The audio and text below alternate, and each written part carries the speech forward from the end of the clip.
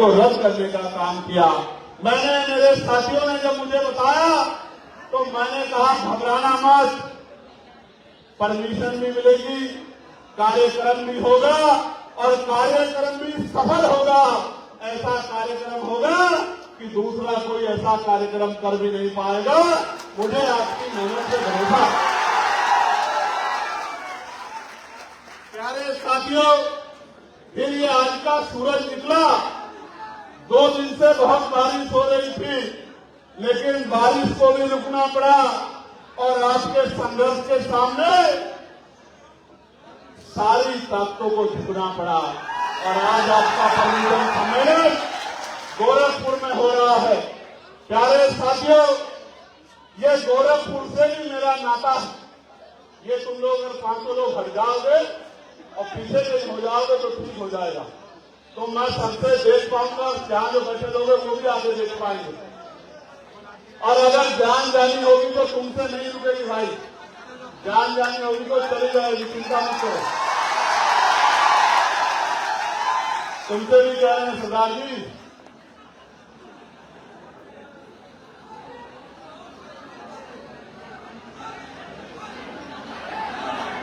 ये जो कुछ बच्चे जो है जो गैर जिम्मेदारी दिखा रहे हैं, जैसे 2 ये बैठे, ऐसे बच्चों को मुझे ये कहना है कि जब स्कूल में मास्टर पढ़ा रहा होता है और जो बच्चे अपने टीचर की बातों को छोड़कर इधर उधर देखने का काम करते, आपस में बातचीत करते हैं, जिनका ध्यान कहीं और होता है, जब पेपर में सवाल आता है तो फिर उनके पास उत्तर नहीं होता है, और जिनके पास उत्तर नहीं होता उनके नंबर क्या आते हैं। अगर 0 ही बनकर रहना है तो मैं छोड़ो, दोबारा बाबा साहब भी आ जाए, मान्यवर काशीराम साहब भी आ जाए, महात्मा फूले जी भी आ जाए, तमाम महापुरुष आ जाए, तो भी कुछ बदलाव नहीं होने वाला। क्योंकि बदलाव तो आदमी के अपने मन से होता है, बदलाव उसके अंदर से शुरुआत होती है।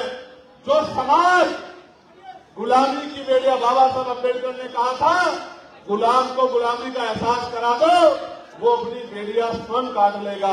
आज मैं आपको जो बताऊंगा वो इस प्रदेश की, इस देश की सच्चाई बताने का काम करूंगा।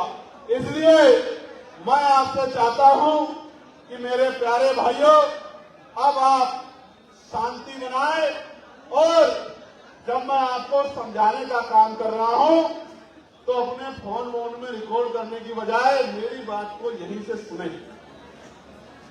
क्योंकि टीवी में, फोन पर, वीडियो में, अखबार में, यूट्यूब पे, ट्विटर पे तो आप मुझे रोज देखते ही रहते हो, दिन में एक बार तो देखते ही होंगे। लेकिन आज तो मैं आपके बीच में हूं और इस बात को लेकर आया हूं कि आपकी गुलामी की बेड़ियां कैसे कटेंगी। क्या आप चाहते हैं कि आपकी गुलामी की बेड़ियां कटे? तो ये गेट वाले सारे बैठ जाओ, अगर गुलामी की बेड़ियां काट रही हैं बैठ जाओ, जल्दी से बैठ जाओ, काम से सुनो। ज्यादा ज्ञान में तो ये काम आज हमारा है। इतने अच्छे होते तो कुर्सियों पे बैठे होते, यहाँ जमीन पे नहीं रेंग रहे होते। पहले आके कुर्सियों पे बैठते तो इधर उधर झांकना नहीं पड़ता, समझे? जो लोग समझदार थे वो पहले ही आके अपनी जगह ले लिए कि बाद में जब ज्यादा लोग हो जाएंगे तो इधर उधर से झांकना नहीं पड़ेगा। लेकिन जो लोग झांकने के चक्कर में थे, बाहर घूम रहे थे, वही लोग यहाँ पसीने पसीने हो रहे। बेटे पढ़े लिखे लगते हो शकल से, तो जानवर में और इंसान में इतना ही फर्क है। कहते हैं ना, भैंस के आगे बीन बजाए, भैंस में पटपट काम मिलाए। तो जिनको एक बार कह दिया उसके बाद दोबारा कहना पड़ रहा है, तो उनमें और जानवरों में ज्यादा फर्क वो खुद मत समझना, वो भी उसी के समान है जिनको कहने के बाद वो बात का पालन नहीं कर रहे। अब आप देखो, आप कौन सी श्रेणी में आते हो? आप इंसान हो या जानवर हो, बताओ? इसका पता कैसे लगेगा? जब आपका व्यवहार इंसानों जैसा। चलो मुख्य बात करते हैं, बैठ जाओ।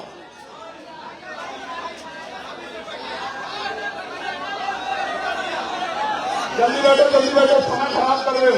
मैं तुम्हारी शक्लें देख रहा हूं, कोई किसी को आगे नहीं बढ़ाएंगे जो लोग इस तरह के काम कर रहे हैं, वो सब लोगों को डिमोशन करेंगे आज।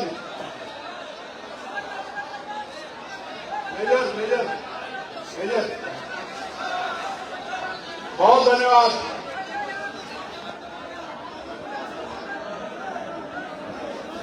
ये पहली बार हुआ है कि मुझे इतनी बार एक बात को कहना पड़ रहा है। नसीम साहब यहां बैठे हैं, मऊ में पैर रखने की जगह नहीं थी और जितने लोग यहां आए इससे 2-3 गुना लोग थे, लेकिन मैंने एक बार कहा, मेरे भाइयों ने मुझे निराश नहीं किया। हालांकि उनको पसीने पसीने हो गए वो लोग, लेकिन उन्होंने ये भी साबित कर दिया कि हम अपनी बात, भाई की बात में पहरा देते हैं। ये साबित भी उन्होंने कर दिया।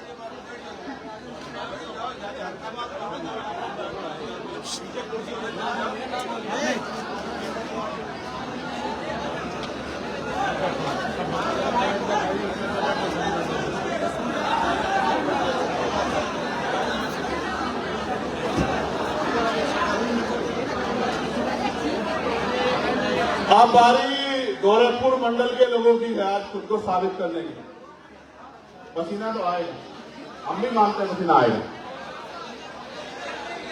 लेकिन ये पसीना जो जुल्म जात के अत्याचार होता है, इस पसीने में उससे ज्यादा दुख हो रहा है या पसीना ये हम लोग सह सकते हैं? बताओ, जोर से बताओ, सह सकते हैं नहीं सह सकते हैं? बहुत अच्छे, बहुत अच्छे। नहीं, नारे से अगर बेटे होता, नारे से होता तो हर कोई कर लेता। संघर्ष करना पड़ता और संघर्ष की भट्टी में तपना पड़ता है, और नौजवानों को तो संघर्ष की भट्टी में तपना ही पड़ेगा। नौजवान, मैं इस पे बात करूंगा, लेकिन मैं गोरखपुर की बात कर रहा हूं। गोरखपुर का कर्जदार हूं मैं। गोरखपुर के लोगों से मैंने लड़ना सीखा है, गोरखपुर के लोगों से मेरे यार। गोरखपुर के साथियों ने मेरा बहुत दिन पहले 2022 में हाथ पकड़ा था। मेरी बात को मानकर इस गोरखपुर की गली गली में घूम के मेरे लिए वोट मांगने का काम किया था, अपने आंदोलन को मजबूत करने का काम किया था। मेरे याद है, यहां जितेंद्र जी और तमाम सीनियर लोग बैठे हैं, पटेल साहब, तमाम साथियों ने मुझे बेटा मान के इस तानाशाही सरकार के खिलाफ आशीर्वाद देने का काम किया। भले ही चुनाव का परिणाम हमारे खिलाफ रहा हो, और खिलाफ ही नहीं रहा, मैं बहुत हिम्मत से कह सकता हूं कि हमारी जमानत जब्त हुई, लेकिन जमानत जब्त से ये सीख हमने ली कि हारता वो नहीं है जो गिर जाता है, हारता वो है जो गिर के उठने की हिम्मत नहीं रखता है। आज अगर हम लोग लोकसभा में पहुंचे हैं, उस लोकसभा का दरवाजा अगर सबसे पहले कहीं खुला है तो इस गोरखपुर से खुला है। मैं आपको बहुत इसी गोरखपुर के साथियों के साथ संघर्ष करके जब अपमान की टोकरी मैं यहां से लेकर गया था, ये दिन रिजल्ट आया, बहुत तकलीफ हुई, 2-3 दिन लगे रिजल्ट से निकलने में, लेकिन उस दिन मन में संकल्प ले लिया था कि लड़ाई को और ताकत से लड़ना पड़ेगा, इतनी जल्दी बदलाव होने वाला नहीं। और ये यही का दिया हुआ अपमान है, जिस अपमान ने लड़ना सिखाया। और आप जानते हैं क्या लोकसभा में 543 में आपका सांसद दिखाई देता नहीं देता? बताओ। लोग कहते थे अकेला चंद्रशेखर क्या करेगा, ये तो कहीं भीड़ में छिप जाएगा। कोई कहता था तो जीत के सरकार के खेमे में जाके मंत्री बन जाएगा। कोई कहता था ये कहां जीतेगा, इसकी तो जमानत जब्त हो जाएगी। कोई कहता था ये तो पार्षद भी नहीं बन पाएगा। मैं धन्यवाद देता हूं उत्तर प्रदेश की कमेटी का, भाई चित्तौड़ जी का और उनकी पूरी टीम का, और देश भर के भीम आर्मी के साथियों का, जिन्होंने दिन रात एक कर दिया और घर घर जाके लोगों से, और इस मंडल के लोग भी गए थे मेरे याद है, और वहीं जाके लोगों से अपनी बात को कहने का काम किया, जन समर्थन जुटाने का काम किया। और परिणाम ये हुआ कि एक दल जो सत्ता में है आज और दूसरा दल जो विपक्ष में है, उन तमाम दलों ने एडी चोटी का जोर लगाया, लेकिन आपकी मेहनत के सामने टिक नहीं पाए मेरे भाइयों। आपकी ताकत बनने का काम हुआ और सिर्फ ताकत नहीं बनी, आज लोकसभा में आपके पास एक मजबूत आवाज है और वो आवाज गई तो गोरखपुर के रास्ते नगीना होकर है, लेकिन देश में अगर कहीं भी किसी दलित, पिछड़े, आदिवासी, मुसलमान, जैन, सिख, बौद्ध, ईसाई भाई पे, उनकी धार्मिक आस्था पे, उनके सामाजिक अधिकारों पे, उनके अन्य अधिकारों पे अगर कहीं भी कोई डाका डलता है तो सबसे पहले वो चंद्रशेखर आजाद को याद करते हैं। ताकत आपको बनाए। जिन साथियों के मोबाइल की तोड़ चल रही है, उनसे आग्रह करूंगा कि वो वीडियो बनाने वाले साथी अपनी टोर्च बंद कर लें, क्योंकि वो मेरी आंख पे लग रही है और मैं आंख छिपाने वालों में से नहीं हूं, आंख से आंख मिला के बात करने वालों में से हूं। प्यारे साथियों, इस प्रबोधन सम्मेलन के लिए आपने बहुत तैयारी की है और आज वो तैयारी आपकी सफल भी हो गई है। मैं 5-6 मुद्दों को लेकर बार बार चर्चा करता हूं और जब से हमने उन मुद्दों पर चर्चा शुरू की है, आप विश्वास करो कि बहुत बड़े बड़े दल के नेताओं को उन पर बात करनी पड़ रही है। मैं वो 5-6 विषय जो अति महत्वपूर्ण है आपके सामने रखूंगा और आपका समर्थन भी प्राप्त करने के लिए प्रयास करूंगा। इधर जो राइट साइड में नौजवान है, मैं इनसे आग्रह करूंगा, आपकी वजह से डिस्टर्ब हो रहा है, पीछे घूम रहा होगा, इनको छोड़ दो, इनको छोड़ दो, आप हट जाओ, आप हट जाओ, आप हट जाओ, इनको छोड़ दो, आप पीछे हो जाओ, आप पीछे हो जाओ, आप पीछे हो जाओ, ये पूरी टीम पीछे हो जाओ, आपकी वजह से दिक्कत हो रही है, आप पीछे हो जाओ,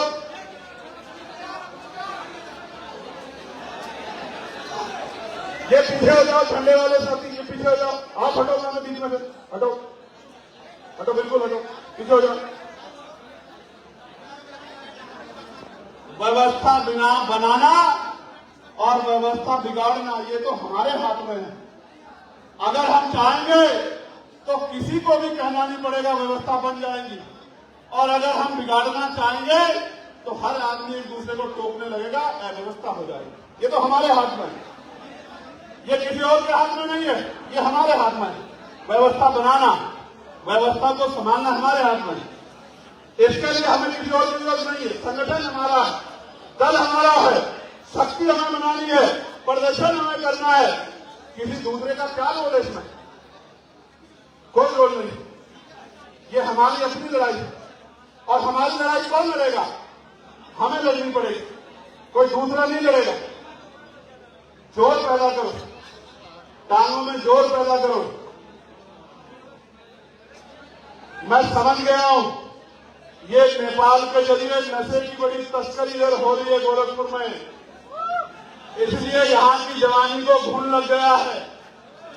ये नशे की देन है कि नौजवान कुछ देर बैठने में असहाय महसूस हो रहा है। एएनआई के साथियों जो कानून का ढिंढोरा पीटते हैं, वो बताए कि गोरखपुर में ये नशा नेपाल के जरिए कुशीनगर के होते हुए कैसे आ रहा है? इसका क्या जवाब है सरकार के पास? क्या कोई जवाब है? मैं मीडिया से ही पहले बात करूंगा आपके माध्यम से। गोरखपुर से कानून की बात होती है, ढिंढोरे पिटते हैं, ढोल बजते हैं, नगाड़े। गोरखपुर में महिला डॉक्टर के पति का अपहरण हुआ, 1 करोड़ रुपए की फिरौती मांगी गई। मुख्यमंत्री कहते थे गुंडे भाग जाएंगे, गुंडे प्रदेश छोड़ देंगे। ये कौन से गुंडे हैं जो 1 करोड़ की फिरौती जो है डॉक्टर साहब के पति से मांगने का काम करें गोरखपुर में, ये जवाब मांगने के लिए आज मैं गोरखपुर में आया।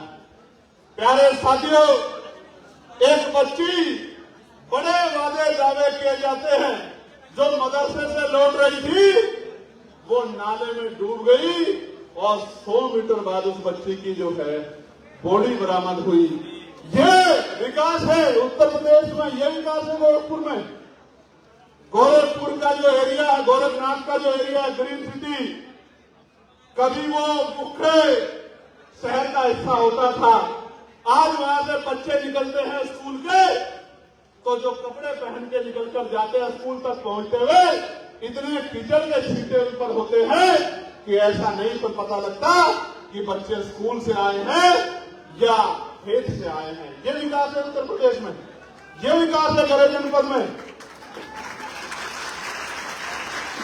मुख्यमंत्री जी कहते हैं कि 24 घंटे बिजली आ रही है।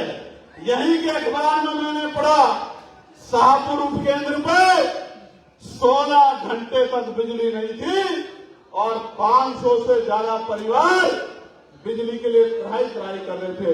गोरखपुर को तो दे नहीं पा रहे हो और पूरे प्रदेश के वादे करते हो। यही गोरखपुर है। आपने देखा, मैंने देखा, पूरे प्रदेश ने देखा, देश ने देखा कि 600 महिला सिपाही, ट्रेन सिपाही, उन्होंने सड़क पे उतर के अपने साथ हुए अपमान को, बाथरूम में कैमरा लग गया, नल नहीं चल रहे हैं, बिजली नहीं चल रहे हैं, और अधिकारियों की क्या भाषा थी। और मैं उन बहादुर बेटियों को सलाम करता हूं कि उन्होंने अपने हक के लिए जमीन पे आके लगने की कोशिश की, जिसकी वजह से सरकार की आंखें खुली। लेकिन ये नहीं बताया गया कि जिस केंद्र की कैपेसिटी ही 360 अभ्यर्थियों की है, उसमें 600 बच्चियां कैसे ट्रेनिंग ले रही होगी, ये बताने का काम भी मुख्यमंत्री जी को करना चाहिए कि जिस हॉल में आदमी ही 500 आ सकते हैं, उसमें 1000 लोग कैसे जो हैं ट्रेनिंग कर रहे होंगे। ऐसा ही माहौल इस हॉल का है, और इस हॉल में जितनी जगह है उससे कई गुना लोग होने के कारण कैसे पसीने पसीने मेरे भाइयों को होना पड़ रहा है, ऐसे पसीने पसीने उन बेटियों को होना पड़ा। और बेटियों को जहां पसीने पसीने होना पड़े, वहां की सरकार पे शायद जवाब नहीं होगा।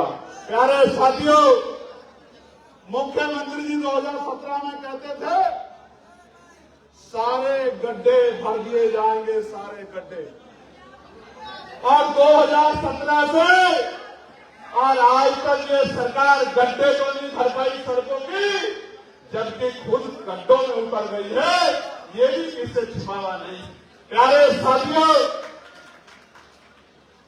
गड्ढे, सड़कों पर गड्ढे, आप उत्तर प्रदेश के किसी ग्राम सभा में चले जाओ, किसी ग्राम सभा में सड़कों के हालात ऐसे हैं जिनको देख के लगता है कि यहां आदमी नहीं जानवर रहते होंगे। जानवरों के लिए भी व्यवस्था अच्छी हो जाती होगी। पानी भरा हुआ है। मैं जिस लोकसभा से चुन के आया हूं नगीना से, उस नगीना में, उस बिजनौर जनपद में इस बार बरसात ने तांडव कर दिया है। बरसाती नदियां उफान में है। मेरे लोकसभा क्षेत्र के नजीराबाद में, नायटौर में, धामपुर में 4-4 फीट पानी हो गया है।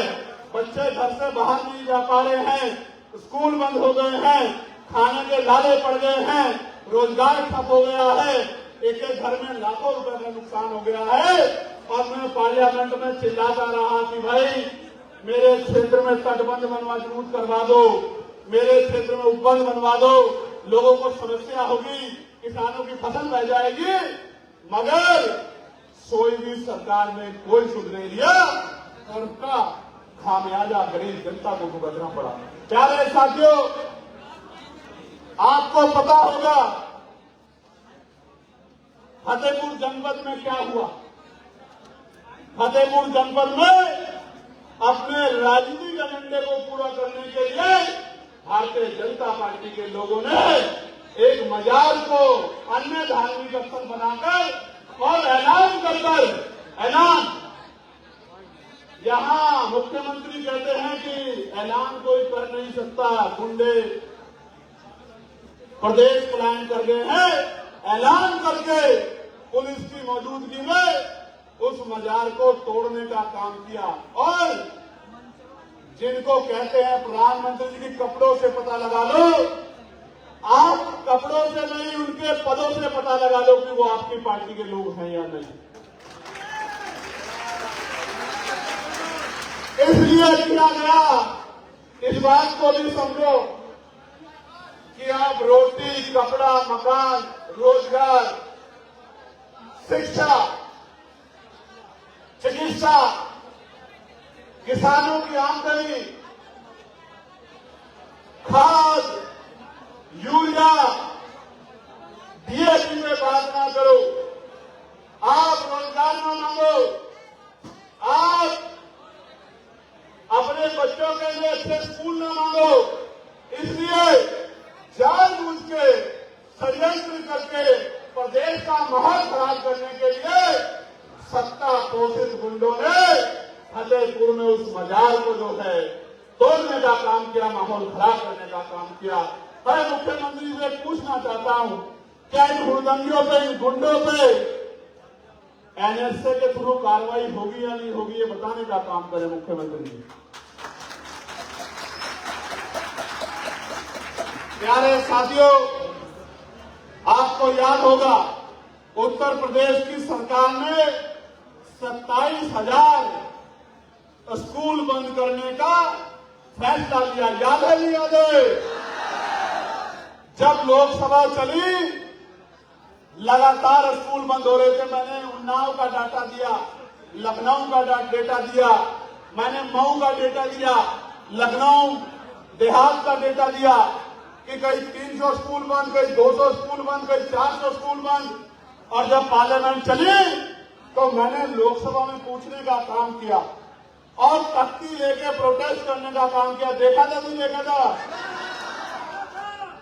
और मैंने पूछा कि भाई ये शिक्षा संघ संवर्गीय सूची का विषय, ये बहुत गंभीर जानकारी दे रहा हूं। नौजवानों को, नए नेतृत्व को समझना पड़ेगा। ये एक महज किताब नहीं है, ये देखो, ये महज एक किताब नहीं है कुछ पन्नों की। असल भारत की शक्ति अगर किसी के पास है तो इस किताब के पास है।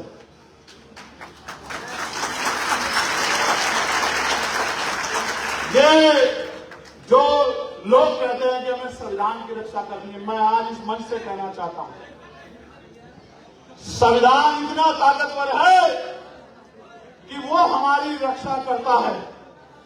हम उसके सामने इतने छोटे हैं कि हम उसकी रक्षा नहीं कर सकते। संविधान शक्तिशाली है और बाबा साहब अम्बेडकर ने कहा था संविधान को सौंपते हुए कि संविधान कितना भी अच्छा क्यों ना हो, चलाने वाले हाथ अच्छे नहीं होंगे, उनकी नीति अच्छी नहीं होगी, उनकी नीयत अच्छी नहीं होगी, तो अंत संविधान बुरा साबित होगा। प्यारे साथियों, मैं बहुत जिम्मेदारी से आपसे कह रहा हूं, बाबा साहब ने कहा था संविधान कितना भी बुरा क्यों ना हो, चलाने वाले हाथ अच्छे हो, उनकी नीति अच्छी हो, उनकी नीयत अच्छी हो, अंत संविधान अच्छा साबित होगा उस देश के लिए, उस देश की महान जनता के लिए। मैं आपको जिम्मेदारी से कह रहा हूं, मैंने जो सवाल पार्लियामेंट में पूछा था वो इसी संविधान को आधार मान के पूछा था। मेरा सवाल यह था, भारत के संविधान में 3 तरह की सूचियां हैं। पहली है संघ सूची। संघ का मतलब केंद्र के अधीन जो विषय आते हैं। दूसरी है राज्य सूची, जिसमें राज्य के अधीन विषय आते हैं। और तीसरी है समवर्ती सूची। समवर्ती सूची का मतलब यह है कि राज्य और केंद्र से दोनों कानून बना सकते हैं। तो शिक्षा जो है वो समवर्ती सूची का विषय है। मैंने पार्लियामेंट में पूछा कि शिक्षा समवर्ती सूची का विषय है, इस पर राज्य और केंद्र दोनों कानून बना सकते हैं। केंद्र ने 2009 में एक कानून बना दिया। केंद्र ने 2009 में एक कानून बना दिया जिसका नाम है राइट टू एजुकेशन।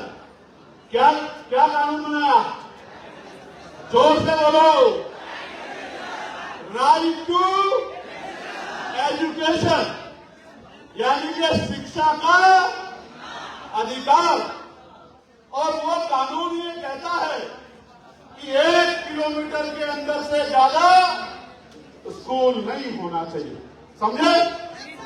क्या कहता है कि राइट टू एजुकेशन क्या कहता है? 1 किलोमीटर से दूर स्कूल नहीं होना चाहिए। ठीक है? और भारतीय संविधान का अनुच्छेद 254 ये कहता है कि अगर कोई कानून केंद्र और राज्य द्वारा बनाया जाए, जिसको केंद्र भी बनाए राज्य भी बनाए, और अगर किसी कारण टकराव हो जाए, कानूनों में आमने सामने टकराव हो जाए, तो केंद्र का कानून मानना अनिवार्य है। जब 2009 में संसद के द्वारा बने कानून में यह लिखा गया है कि 1 किलोमीटर से दूर स्कूल नहीं होगा, तो यह सरकार की हिम्मत कैसे हुई कि संविधान को धक्का बताते हुए, संविधान को वियोलेशन करते हुए इन्होंने ऐसा कानून बनाने का काम किया जो शिक्षा के अधिकार को छीनने का काम करता है। जब मैंने ये कहा, बेटे मेरी बात सुन लोगे तो शायद जमीन पे जाके कुछ बता पाओगे, और जिंदाबाद जिंदाबाद करते रहोगे तो बेटे आने वाला समय ऐसा है मेरे भाई कि ना शिक्षा रहेगी ना रोजगार, तो हाथ फैलेगा ऐसे और हिस्से में आएंगे झूठा। और हम नहीं चाहते कि वो दिन आ जाए, इसलिए दिन रात मेहनत कर रहे हैं, तमाम तरह की साजिशों का सामना कर रहे हैं। इसलिए जब मैंने पार्लियामेंट में ये सवाल खड़ा किया कि राज्य को कोई अधिकार नहीं है कि वो केंद्र द्वारा बनाए गए कानून को चैलेंज कर सके, तो अगले दिन उत्तर प्रदेश के शिक्षा मंत्री ने प्रेस कॉन्फ्रेंस करके कहा कि 1 किलोमीटर से के अंदर जो स्कूल बंद हो गए थे उनको हम लोग पुनः चालू करने का काम करें। आप प्रेस कॉन्फ्रेंस सुन लेना। और ये भी कहा कि अगर कहीं 50 से भी कम बच्चे होंगे और जरूरत होगी तो वो स्कूल बंद नहीं होगा। और आप भरोसा करो, आप अपने आप पता करा लेना, सैकड़ों स्कूल वापस चलने का काम हुआ है। ये हमारी बहुत बड़ी जीत है, इसके लिए मैं आपको बहुत बहुत बधाई देता हूं। प्यारे साथियों, प्रबुद्ध जन सम्मेलन के जरिए हमने कुछ विषय रखे थे, मैं आपसे उन पर समर्थन चाहता हूं, क्योंकि यही समर्थन कल जन क्रांति बनेगा। ये भले ही भगवान बुद्ध की धरती हो, शांति की धरती हो, लेकिन आने वाला समय क्रांति का है मेरे भाइयों। अब शांति से काम नहीं चलेगा, संवैधानिक क्रांति से काम चलेगा। हमें संवैधानिक क्रांति करनी पड़ेगी। प्यारे भाइयों, इस देश में 52% आबादी पिछड़े वर्ग के भाइयों की है। 1931 की जनगणना ये कहती है। तो हमारी सबसे पहली मांग ये थी कि जातिगत गणना होनी चाहिए। वो सरकार ने 7वें 8वें प्रबुद्ध सम्मेलन के बाद ही कर दी थी घोषणा। लेकिन मैं आपसे जानना चाहता हूं, अगर जातिगत गणना हो जाए और 52% आबादी के पिछड़े वर्ग के भाइयों के लिए 52% आरक्षण की मांग अगर हम लोग करें, तो क्या आप लोग उसमें समर्थन करोगे नहीं करोगे? बताओ, जोर से बताओ। अगर आपके भाइयों को अधिकार मिलेंगे तो आपको नाराजगी तो नहीं होगी? आंदोलन कर लोगे नहीं कर लोगे? उठा लोगे? अब आरक्षण को भी समझो। 2% काम को बहुत गंभीरता सुना नौजवान भाई। 2% सरकारी नौकरी कितने %? यानी कि अगर देश में 1 लाख नौकरी है तो 200 नौकरी रिजर्व है। कितनी? बाकी 99,800 नौकरी असंगठित क्षेत्रों में है, प्राइवेट सेक्टरों में है। ठीक है, 2% आरक्षण है सिर्फ। अगर 1 लाख नौकरी है तो 200 नौकरियों में आरक्षण की व्यवस्था मिलती है। इन 200 नौकरियों में 49.5% रिजर्वेशन है, यानी कि लगभग 99-98 नौकरियों में ही आरक्षण मिलता है। गौर से सुना। अब इनमें 27% आरक्षण पिछड़े वर्ग के भाइयों को मिलता और 22.5% आरक्षण SC/ST के भाइयों को मिलता। ठीक है, इसमें भी जब से आप आंकड़े उठाओगे तो क्लास 1 का बैकलॉग आज तक पूरा नहीं हुआ, क्लास 2 का बैकलॉग आज तक पूरा नहीं हुआ। 98% प्राइवेट सेक्टर को छोड़ दो, इन 2% आरक्षण की नौकरियों पे रोज सुबह शाम हम लोग गाली खाते हैं। ये तो आरक्षण से नौकरी लगते हैं, आरक्षण से नौकरी लगते हैं। और गाली कौन देता है? जिनकी संख्या 10-12% है और वो 50% से ज्यादा नौकरियों को पा रहे। एक कहावत सुनी होगी उन्हें आपने, उल्टा चोर कोतवाल को,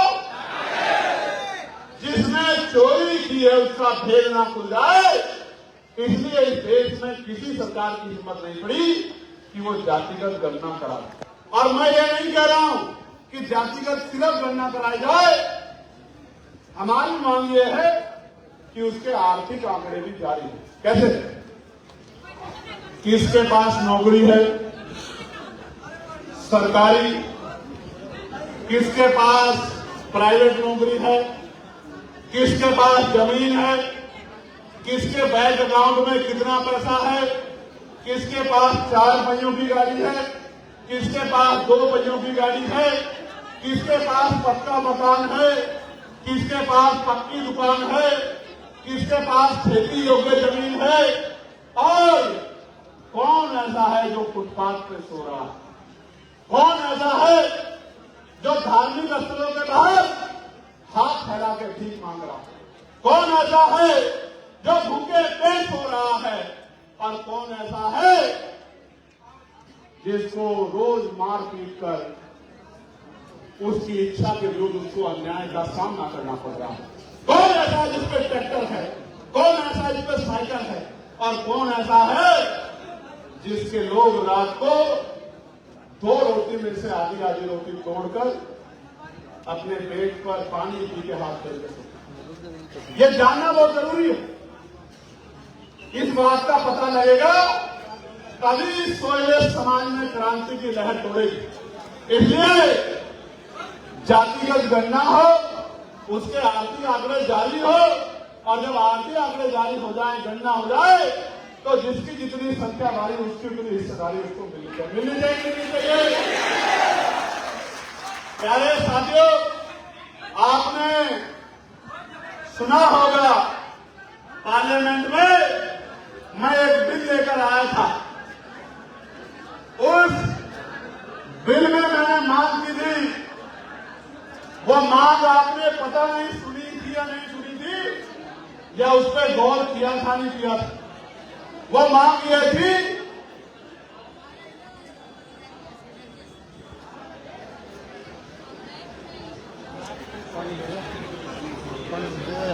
दे दो यार पानी। वो मांग ये थी कि प्राइवेट सेक्टर में भी SC/ST OBC के लोगों को आरक्षण का लाभ मिलना चाहिए। आप ये बताओ, मिलना चाहिए नहीं मिलना चाहिए? उन 58% नौकरियों में जो आज तक हमसे दूर रखी गई, क्या उनमें एससी, एसटी, ओबीसी को आरक्षण का लाभ मिलना चाहिए नहीं मिलना चाहिए? नहीं, बहुत कम आवाज आ रही है, इसका मतलब आपकी इच्छा नहीं है। जोर से बताओ, मिलना चाहिए नहीं मिलना चाहिए? मांगने से भीख मिलती है, अधिकार छीनने पड़ते हैं।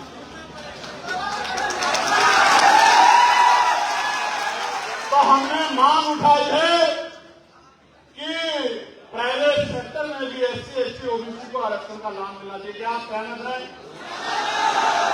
ये जो जुल्म जाति के अंदर अत्याचार हो रहा है, हक वंचित कमजोर समाज के लोगों पे कहीं मार के लटकाते हैं, कहीं पाल को, आपको याद होगा कौशाम्बी में, कहीं प्रजापति को, कहीं कश्यप को, कहीं सैनी को, कहीं मौर्य को, कहीं कुर्मी भाइयों को, कहीं जाट भाई को, कहीं गुर्जर भाइयों को, कहीं लोधी भाइयों को, कई यादव भाइयों को, कई मुस्लिम समाज के बहन बेटियों को, उनके मदरसों को, खानकाहों को, मस्जिदों को जिस तरह शहीद किया जा रहा है, कई बौद्ध भाइयों को, ईसाई भाइयों को, मैं आपके माध्यम से पूछना चाहता हूं, यह न्याय बंद होना चाहिए नहीं बंद होना चाहिए? बहन बेटियां सुरक्षित रहनी चाहिए नहीं रहनी चाहिए? तो हमारी मांग है कि ये जुर्म जाति है, अत्याचार बंद होना चाहिए। और नसीब साहब, मैं आपके माध्यम से कहना, और मीडिया के लोग रिकॉर्ड कर लेना,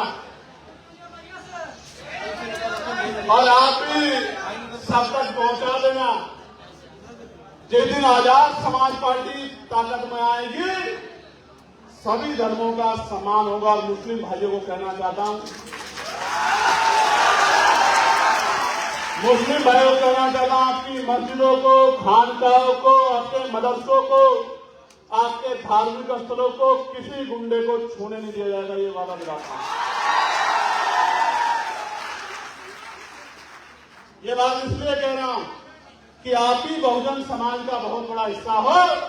हम बहुजन समाज को परिवार मानते हैं, आपके साथ अगर अन्याय होगा तो हम लोग चुप नहीं रहेंगे, इस बात को आप ध्यान रखें। इतना प्रयास है या दोबारा दोहराऊं? इतना प्रयास है या दोबारा कहूं? दोबारा बता रहा हूं, आपके माध्यम से जाना चाहिए उत्तर प्रदेश के भाइयों में, आपकी मस्जिदों को, खानकाहों को, कब्रिस्तानों को, मदरसों को और आपकी वक्फ की जमीनों को किसी को छूने नहीं देंगे अगर आजाद समाज पार्टी ताकत ना दे। आपकी संपत्ति आपके पास रहेगी और मैं आपसे आग्रह करूंगा, उससे बड़े बड़े कॉलेज और स्कूल बना के मुख्य धारा में मुस्लिम बच्चों को लाने का काम। डॉक्टर बनाइए, इंजीनियर बनाइए, वकील बनाइए, जज बनाइए, प्रोफेसर बनाइए, साइंटिस्ट बनाइए और देश की सेवा में जैसे जुटते आए हो, आजादी से लेकर अब तक ऐसे ही जुटते आगे जाइए। ऐसी जो है हम लोग पुरजोर कोशिश करें। प्यारे साथियों, ये अन्याय अत्याचार में आपने अपनी बात रख दी। मैं आपसे, हालांकि ये मेरी तकलीफ है, मैं कहना नहीं चाहता था, मगर सच कहने में अगर मैं सच नहीं कहूंगा, चुप रहूंगा तो मैं ऐसा लगेगा मैंने अपनी जमीन से समझौता कर लिया। आप जानते हैं, प्रमोशन में रिजर्वेशन खत्म हुआ उत्तर प्रदेश के अंदर, और मैंने पिछली बार भी कहा था कि हमें तो अपनों ने लूटा, गैरों में कहां दम था। हमारी कमर में चाकू उसने घुसाया जिसका भाई होने का हमें दम था। हमारे बहुजन समाज के अनुभवीहीन उन नेताओं ने, जिन्होंने एससी एसटी की कमर तोड़ने के काम की, प्रमोशन में आरक्षण का बिल जिनके लोगों ने फाड़ दिया, मैं बहुत जिम्मेदारी से कह रहा हूं, अगर मैं उनकी जगह होता तो मैं ये कहता कि सिर्फ एससी एसटी को नहीं, एससी एसटी तो हमारे भाई हैं, ओबीसी को भी प्रमोशन में आरक्षण का लाभ मिलना चाहिए। और मैं आज इस मंच से कहना चाहता हूं कि जब हमें अवसर मिलेगा एससी, एसटी, ओबीसी को प्रमोशन में आरक्षण का लाभ उत्तर प्रदेश में हम लोग दिलाने का काम हम अपने भाइयों से धोखा नहीं करेंगे, उनकी पीठ में छुरा नहीं ठोकेंगे। ये हमारे सिद्धांत नहीं है, हमारे संतों ने, गुरुओं ने, महापुरुषों ने नहीं सिखाया। प्यारे साथियों, मैं बहुत जिम्मेदारी के साथ आपको कह रहा हूं,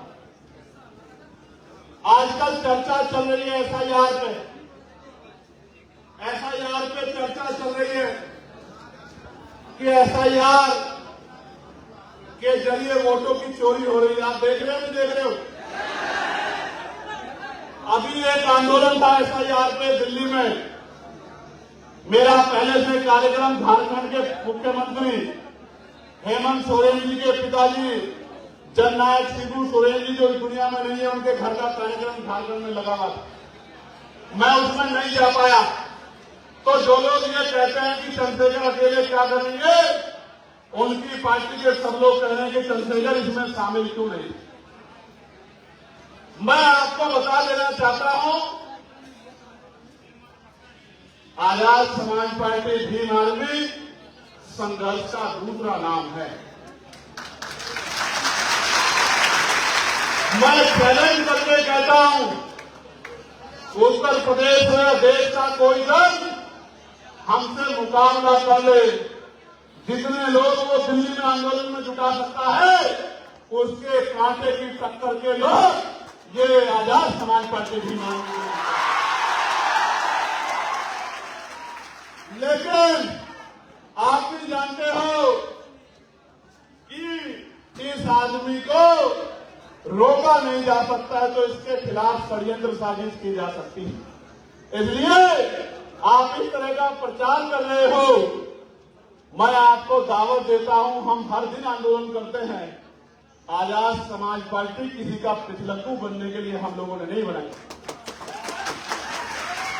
हम तो आंदोलन करना जानते हैं, संघर्ष करना चाहते हैं, संघर्ष करते हैं। आपने जेल का जज नहीं देखा, हमने जेल की कोठरियों में रातें बिताई हैं। आप हमें सिखाने का काम करते हैं। जिस दिन जरूरत पड़ेगी ऐसा आंदोलन होगा कि सरकार की नींव हिल जाएगी। आप इस बात को जानते हैं। मगर अभी तो आप सबकी आवाज बनके अकेला चंद्रशेखर आजाद काफी है या नहीं, बताओ?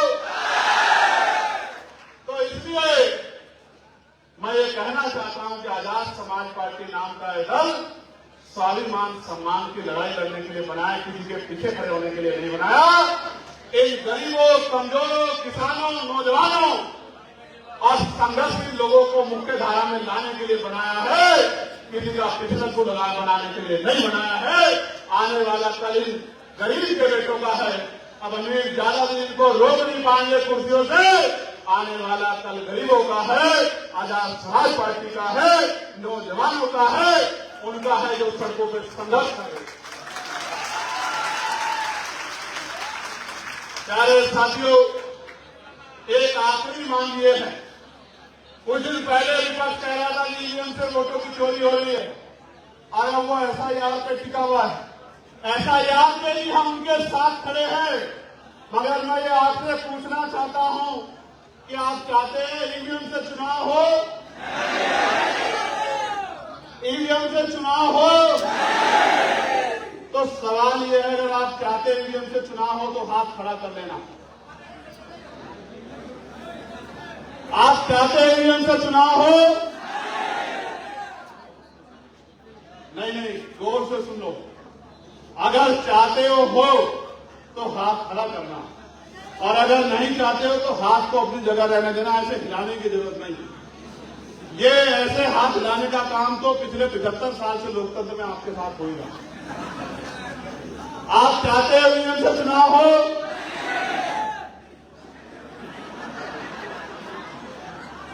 आप इस देश में इसीलिए ठगे जा रहे हो कि आप जो सुनते हो उससे काम नहीं कर पा रहे। दोबारा पूछ रहा हूं, गलती सुधारने का मौका दे रहा हूं। आप चाहते हो ईवीएम से चुनाव हो?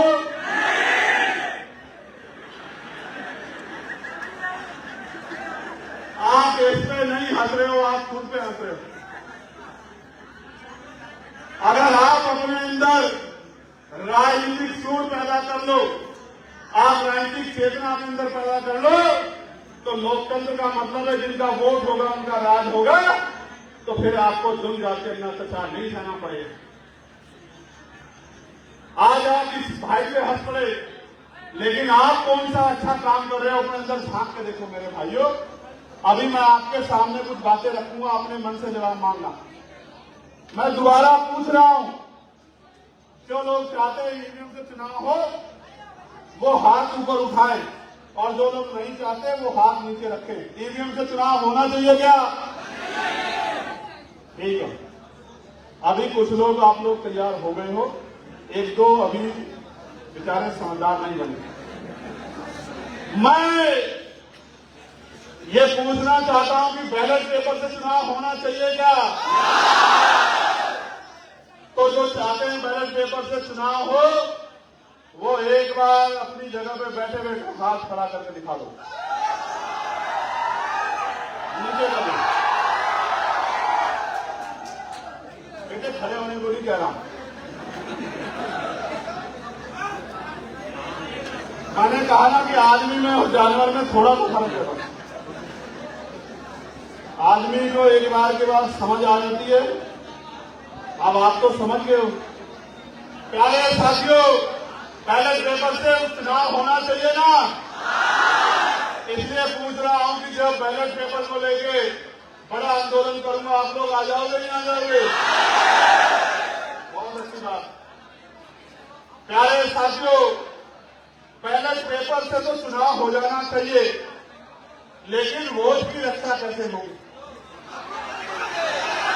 एक बूथ में 40-40 वोट बन रहे हैं, 60-60 वोट बन रहे हैं, 80-80 वोट बन रहे हैं। बिना जागरूक हुए वोट की रक्षा नहीं होगी। तो हम सबसे पहला काम आने वाले समय में करेंगे कि उत्तर प्रदेश में हम लोग हर बूथ पे 4 वोट रक्षक तैयार करने का काम करेंगे। क्या तैयार करने का काम करेंगे?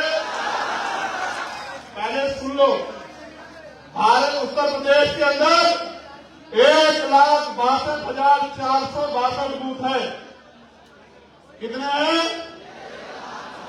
1,62,462।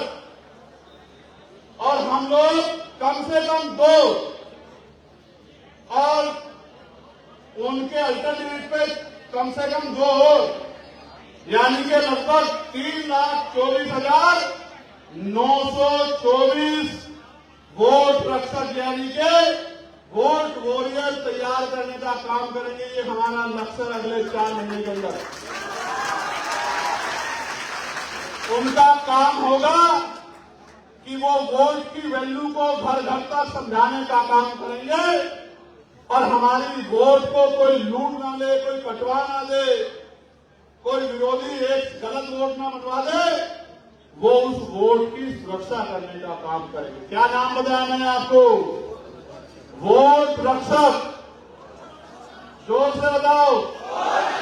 आप लोग बैठो बेटो, ये सब डिस्टर्ब मत करो, बीच में डिस्टर्ब। बैठ जाओ सब लोग एक लाइन से। कह रहे हैं बैठ जाओ, तुम्हारा नहीं कहेंगे, बैठो जल्दी जल्दी बैठो, जल्दी बैठो, नीचे जमीन बैठ पाओ। आप और इनमें कोई ज्यादा फर्क नहीं है। वो बेचारे डटे हुए बैठे हैं, आप भी वही हो, हमारे भाई हो सब लोग। बैठ जाओ, बैठ जाओ, नीचे बैठो जमीन पर। आप सबसे महत्वपूर्ण बात करूंगा आपसे।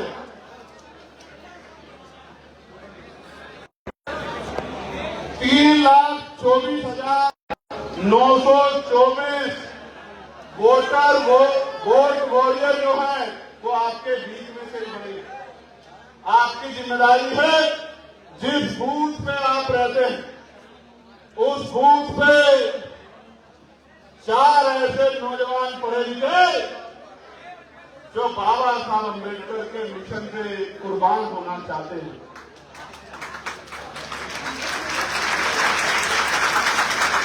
जो महापुरुषों के संघर्ष को समझते हैं, जिनके अंदर संघर्ष करने का जज्बा है, जो गरीबी, बेबसी, लाचारी, भूखमरी से लड़ना चाहते हो और जो महापुरुषों के आंदोलन के लिए जीना चाहते हैं, ऐसे 4 लोग तैयार करने। आपको कर लोगे नहीं कर लोगे?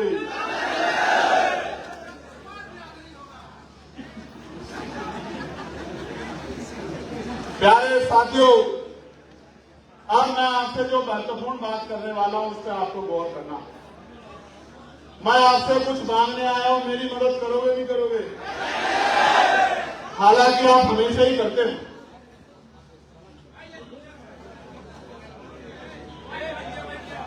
Hello hello hello hello hello, आवाज आ रही है? हेलो हेलो हेलो, हो गया बेटा, अपनी अपनी जगह बैठे रहो आराम से। कौन ये संघर्ष का दौर,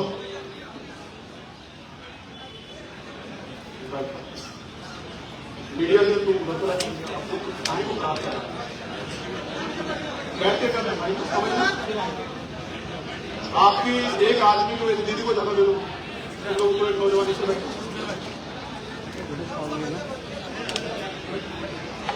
आप कहाँ के खड़े ना, चश्मा लगा के कहाँ को खड़े? शांत हो जाओ, कहाँ को खड़े?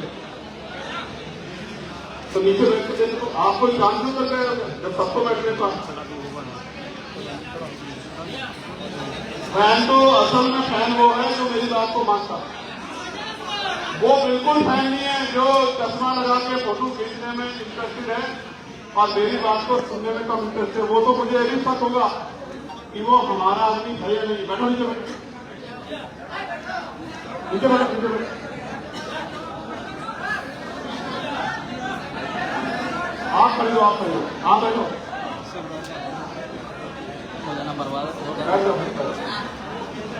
मेरी बात पे गौर करो।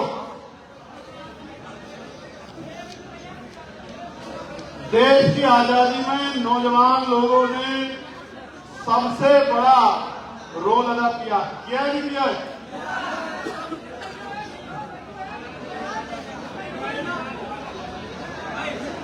खड़ा होकर बोल देता हूं।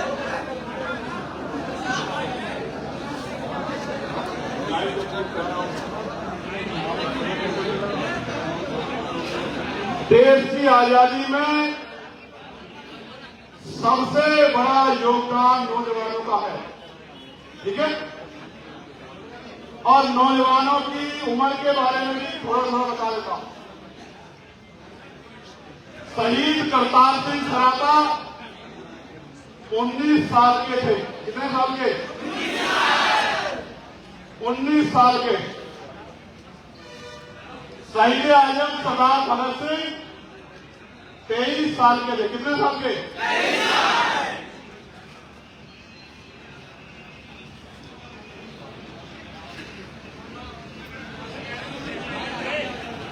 आगे जगह नहीं है भाई, और इनको कहां बना दे?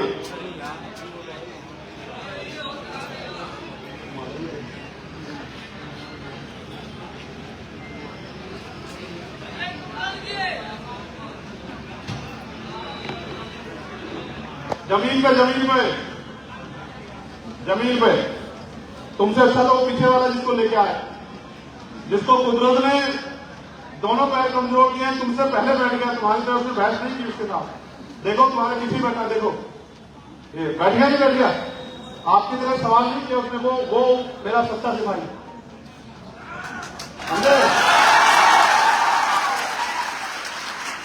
और मैं उसकी हिम्मत की दाद देता हूं कि उसको दोनों टांगे कमजोर है, फिर भी वो मेरा साथ देने के लिए यहां करके ना आया। प्यारे साथियों, मैंने आपको बताया 2 क्रांतिकारी महापुरुषों के बारे में। तो नौजवान अगर कभी कोई फैसला ले लेता है तो कहते हैं कि संघर्षों के साए में घनघोर जवानी पलती है और इतिहास उधर झुक जाता है जिस ओर जवानी चलती है। हमसे बहुत लोगों ने ने कहा कि वो तो नौजवान हैं, क्या करेंगे, अभी तो बहुत समय बाकी है। जो लोग ये बात कहते थे, आज वही लोग हमारे जिले के जिलाध्यक्ष, मंडल के प्रभारियों, मंडल के अध्यक्षों के पास जाके कहते हैं कि हमें आजाद समाज पार्टी ज्वाइन करनी है। मैं इस नौजवान शक्ति की दाद देता, न इनको तनख्वाह मिलती है, न इनको पेंशन मिलती है, न इनको दिहाड़ी मिलती है, बल्कि मिलता है इनको बहुत कुछ। इनको आरोप मिलते हैं समाज में, इनको अपमान मिलता है। जब ये आपके लिए लड़ने जाते हैं तो इनकी पीठ पे लाठियां पड़ती हैं, इनके हाथ में हथकड़ियां लगती हैं, इनको सम्मान के तौर पे जेल की सलाहें मिलती हैं। लेकिन मैं धन्यवाद दूंगा कि दुनिया की कोई भी मुसीबत इनका हौसला नहीं तोड़ पाती है। इसलिए मैं इन बहादुर नौजवानों को धन्यवाद देता हूं। और आज मैं इन नौजवान साथियों से ये कहने के लिए आया, अगर सच में कुछ करके दिखाना चाहते हैं, सच में मांओं के आंसू पूछना चाहते हैं, सच में बहनों के सम्मान की रक्षा करना चाहते हैं, मैं आपको सोने, चांदी, हीरे जवाहरात भले ही ना दूं, लेकिन अगर आपने ताकत बना ली तो ऐसे स्कूल बनाएंगे कि वर्ल्ड के स्कूल उनके सामने फेल हो जाएंगे। मैं आपको बता,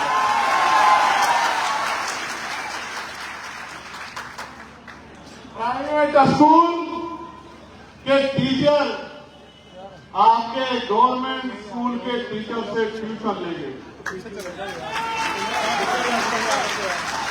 जैसी पढ़ाई प्राइवेट स्कूल में नहीं होती, उससे अच्छी पढ़ाई सरकारी स्कूल में और बहुत कम दामों में होने का काम है। स्कूल की बिल्डिंग ऐसी होगी जैसे 5 स्टार होटल की होती है। कमरों में सरकारी स्कूलों में एसी लगेंगे, पंखे लगेंगे, पीने के लिए साफ पानी। मैं भले ही आपके बच्चों को स्कूल में भोजन दूं ना दूं, लेकिन किताबों की, वर्दी की और पढ़ाई के मामले में उनके उज्जवल भविष्य में कोई कमी हम लोग नहीं आने देंगे। इस बात का मैं आपको विश्वास,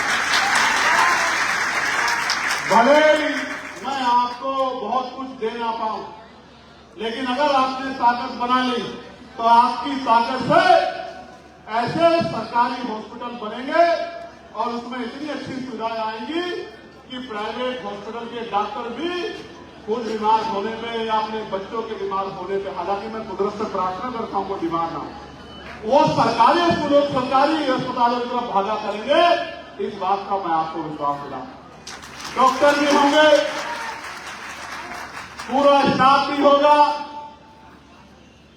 दवाइयां भी होंगी, टेस्ट की मशीनें सारी वही होंगी और बिल्डिंग भी ऐसी होगी कि अगर बीमार आदमी चला जाए तो साफ स्वच्छता देख के वैसे ही ठीक हो जाए।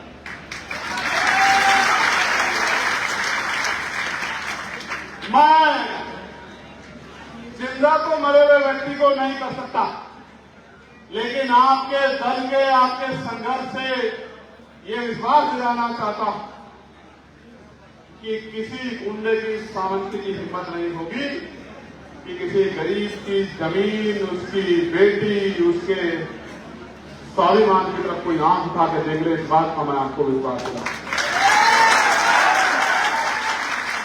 पता नहीं सरकार ने तो गुंडे पलायन करके नहीं कोई करते, लेकिन मैं आपको विश्वास दिला के कहता हूं कि बहुत सारे गुंडे आपके ताकत में साधु का भेद जरूर धारण कर लेंगे। इस बात को क्योंकि बचने के लिए कुछ तो कुछ ना करना पड़ेगा। मैं आपको विश्वास दिलाता हूं कि बहुत बड़ी बातें ना करके ग्रामीण क्षेत्रों में रोजगार कैसे पैदा हो, रोजगार महिलाओं के लिए घर पर, ग्रामीण क्षेत्रों में खेती किसानी महाराज भारती जी के फॉर्मूले पर चल के, अर्जक संघ के फॉर्मूले पर चल के, मामला रामसू वर्मा जी के फॉर्मूले पर चल के खेती किसानी के जरिए ग्रामीण इकोनॉमी को इतना बढ़ाने का काम करेंगे कि 1 लाख से ज्यादा गांव को विकसित करने का काम करेंगे। शहर के मुकाबले इस बात का काम करेगा। प्यारे साथियों, जहां 2 धंधे नहीं होंगे वहां 2 धंधे लगाने का काम करेंगे। पढ़े लिखे नौजवानों को IIT, ITI, BTech, MTech, polytechnic करे बच्चों को रोजगार देने का काम करेंगे। सरकारी बैंगलोर भरने का काम करेंगे। राष्ट्रीयकरण करके नई नियुक्तियां निकालने का काम करेंगे। और जो आउटसोर्सिंग पे लोग हैं उनको पक्की नौकरी दिलाने का काम करेंगे। पुलिस के भाइयों के लिए 8 घंटे की ड्यूटी का प्रावधान करेंगे। नौकरियां निकालेंगे, नई नियुक्तियां निकालेंगे। सप्ताह में 1 छुट्टी और बॉर्डर स्कीम खत्म करने का काम करेंगे। आशा आंगनबाड़ी बहनों के, भोजन माताओं बहनों के वेतन में सामान्य वृद्धि करेंगे। कम से कम 20,000 रुपए का वेतन उनको दिलाने का काम करेंगे। PRD के जवान भाइयों को, होमगार्ड भाइयों को भी पुलिस की तरह सम्मानित वेतन और भत्ते सुख सुविधा दिलाने का काम करेंगे। प्यारे साथियों, अब मेरी कुछ मांग, इस लड़ाई में क्या आप इस संघर्ष में हमारा साथ दोगे?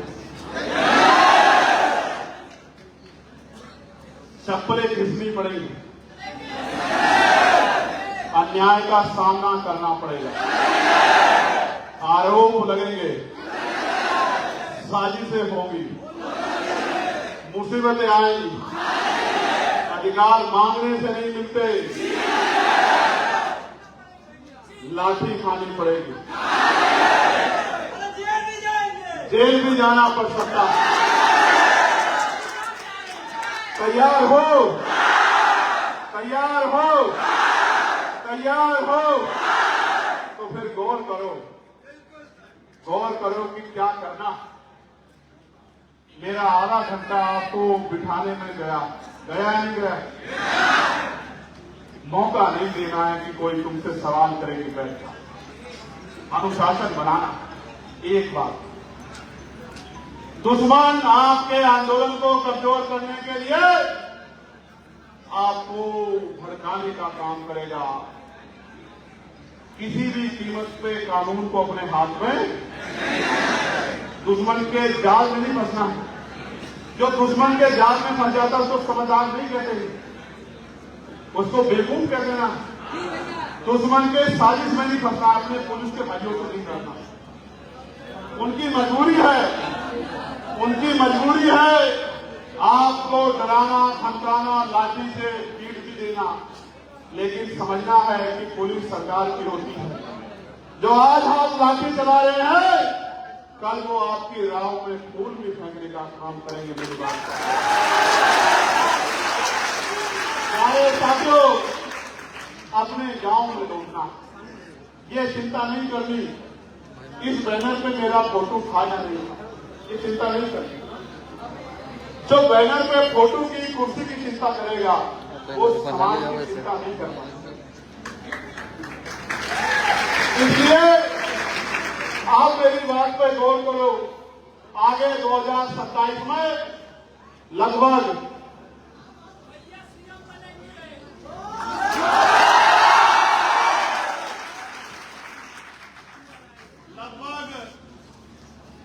16-17 महीने हैं। आगे 2027 के चुनाव तक लगभग 16-17 महीने हैं। ये 16-17 महीने अपने भाई को उसकी बातों को मानने के लिए दे दो। दे सकते हो, देख सकते हो। गांव में जाओ, अपना बूथ मजबूत करो, जातियों में बटे बहुजन समाज में भाईचारा पैदा करो, सम्मान पाने के लिए सम्मान देना सीखो। त्रिस्तरीय पंचायत चुनाव में एक एक वोट की रखवाली करके उसको बूथ तक पहुंचा के आजाद समाज पार्टी की शक्ति का एहसास प्रदेश को कराओ। लेकिन आपने अपनी शक्ति का एहसास करा दिया, क्योंकि लोकतंत्र में सरों की कीमत होती है, लाठियों की कीमत नहीं होती। मैं आपको लिख के कह रहा हूं, आपने वोट की ताकत बना ली और वो वोट आजाद समाज पार्टी के खेमे तक पहुंचा दी। मैं आपको विश्वास दिलाने कहता हूं कि जो आज आंखें आपके अपमान के लिए उठती है, कल वो आंखें आपके सम्मान में झुकी पाएंगी। ये लोकतंत्र है, इसमें जनता बड़ी है और जन समर्थन किसके साथ है? तमाम साजिशों के बाद भी देश देख रहा है कि जहां लोग पैसे पे नहीं जाते, जहां लोग मिठाई पे नहीं जाते, शराब पे नहीं जाते, अलग से चीजों का आपकी डिमांड करते हैं, वहां भीम आर्मी आजाद समाज पार्टी के नौजवान साथी अपने साधन से, अपनी जेब की कमाई से कैसे कैसे पैसे जुटा के अपने भाई की ताकत को बढ़ाने के लिए गोरखपुर मंडल से देश की राजधानी तक जाते हैं। ये सब लोग जानते हैं। आप में से कोई ऐसा है जिसको पैसे देके लाया गया हो? जोर से बता दो, पैसे पे आए हो या प्यार में आए हो? ताकत बनाओ नहीं बनाओगे? बूथ मजबूत करोगे नहीं करोगे? मैं आपसे बहुत जिम्मेदारी से कह रहा हूं मेरे नौजवान भाइयों, मैं भी वोट रक्षक और आप भी वोट रक्षक, हम दोनों मिल जाएं। तो मैंने कहा था एक दिन राजस्थान में खड़े होकर कि इतिहास नहीं भूगोल भी बदला जाएगा अगर मैं भी वोट रक्षक और आप भी वोट रक्षक बन जाओ और अपने अपने बूथ को मजबूत कर लो। कर लोगे नहीं कर लोगे? बूथ पे झंडा लहरा दोगे नहीं लहरा दोगे? हर घर तक झंडा पहुंचा दोगे नहीं पहुंचा दोगे? गांव में जाओ, गांव में जाकर मीटिंग करो, मेरी भूखी माओं को, प्यासी बहनों को, आंख में आंसू लिए फटे कपड़ों में रह रहे मेरे हक वंचित बहुजन समाज के लोगों को इस बात को पहुंचाने का काम करो जो मैंने आपसे। लंबे समय से दुश्मन हमारे लोगों को ठगता आया और हम लोकतंत्र में